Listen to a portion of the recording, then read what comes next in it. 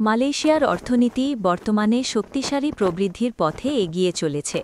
২০২৩ সালে দেশটির মোট দেশজ উৎপাদন বা নমিনাল জিডিপির পরিমাণ ছিল প্রায় ৩৯৯.৭১ বিলিয়ন মার্কিন ডলার। ২০২৪ সালে বাস্তব জিডিপির প্রবৃদ্ধি হার ছিল আনুমানিক ৫.১%।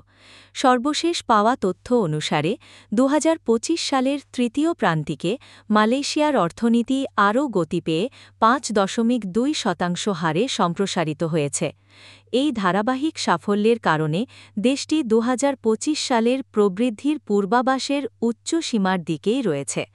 এর পাশাপাশি ২০২৪ সালের ডিসেম্বর মাস পর্যন্ত মালয়েশিয়ার মাথাপিছু জিডিপি ছিল ১১,৮৬৮ মার্কিন ডলার। এই অর্থনৈতিক প্রবৃদ্ধির মূল চালিকাশক্তি এসেছে প্রধানত কয়েকটি খাত থেকে। সেবা খাত এই সময়ে ৫.০% হারে বৃদ্ধি পেয়েছে, যার নেতৃত্বে রয়েছে পাইকারি ও খুচরা ব্যবসা, পরিবহন এবং খাদ্য ও পানীয়র মতো বিজনেসগুলো। অন্যদিকে ম্যানুফ্যাকচারিং খাত ৪.১% হারে বেড়েছে, যেখানে বিশেষভাবে ইলেকট্রিক্যাল, ইলেকট্রনিক এবং অপটিক্যাল পণ্য উৎপাদন শক্তিশালী ভূমিকা রেখেছে।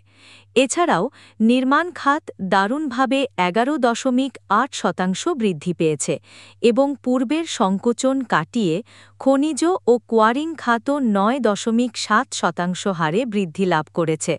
সব মিলিয়ে পর্যটন খাতের শক্তিশালী পারফরম্যান্স মালয়েশিয়ার এই সার্বিক অর্থনৈতিক গতিকে ধরে রাখতে গুরুত্বপূর্ণ অবদান রাখছে।